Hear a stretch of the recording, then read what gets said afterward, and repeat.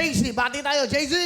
Binabati ko po pala yung mga kamag-anak ko sa San Vicente, Pampanga, sa QC, sa Project 4. Kay Boss Mac, pasensya na po, di ako nakabiyahe ngayon. Bawi po ako ng boundary bukas. Love, kumain ka sa oras.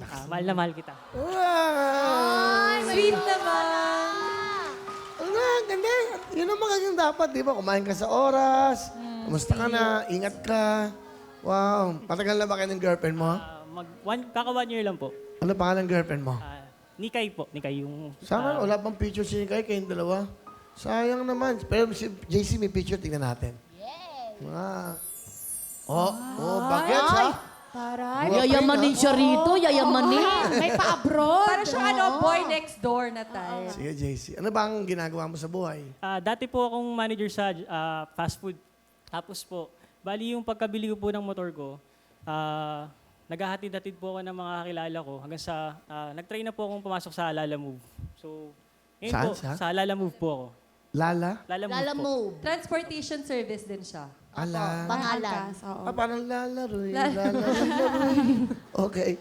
So, ilang taon ka, JC? 23 po, Kuya Will. Batang-bata, ano? HRM graduate ka ba? Totoo ba yan?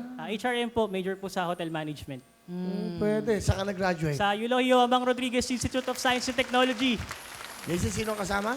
Pinapakilala ko po ang pinakapatik, pinakapogi kong tatay, si Tatay Pidol. Ate Pidol! Hi!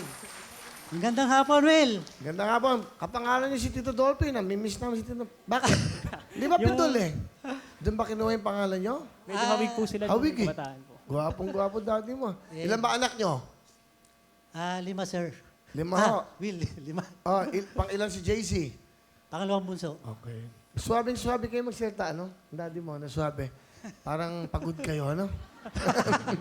Ano gusto niyo sabihin sa anak niyo? Nak, pagbutihin mo lang. Alam mo, mahal na mahal kita. Pati mga kapatid mo, of course, kasi baka magselo sila. Ang lagi ko lang sinasabi sa kanya, piligroso yung nakahiligan niya ngayon, lalamove. Sana mag-ingat ka.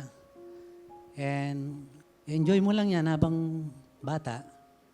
Sabi ko nga, hindi tayo forever young. Enjoy your youth, pero focus on your career. Mag-build ka pa rin ng career. Yun lang ang masasabi ko. Okay. Salamat. Mga payo ni Itay. Ganda, no? Saka very meaningful, ha? Enjoy your youth. Mag-focus ka sa career kasi yun ang future mo. Ano gusto mo sabihin sa mahal mong tatay? Ako, sa tatay ko, unang-una gusto kong mag-sorry kasi parang nung kabataan ko, hindi ako naging maayos na anak. Pero ngayon, bumabawi ako, kaya ginagawa ko lahat. Tutulungan ko kayo lahat eh, nila mama. Gusto kong bumawi. Patunayan ko sa inyo na may goal ako, may pangarap ako sa buhay. Gusto kong makatulong sa lahat ng nangangailangan. Yun lang, mahal na mahal kita pa, kayo ni mama, kahit anong mangyari. Thank you, Nak. Thank you. Lagi ako mag-ingat para sa inyo. Sa mama mo, may message ka ba sa mama? Ngayon, binabantay mo yung si Lola.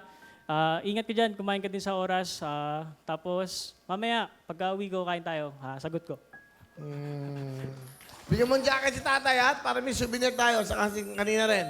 Si Manet, si tatay din na, honey tops.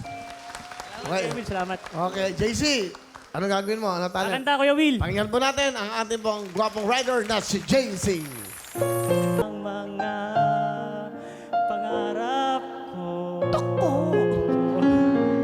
Ikaw na nga ito. Galing, oh. JC, grabe ha.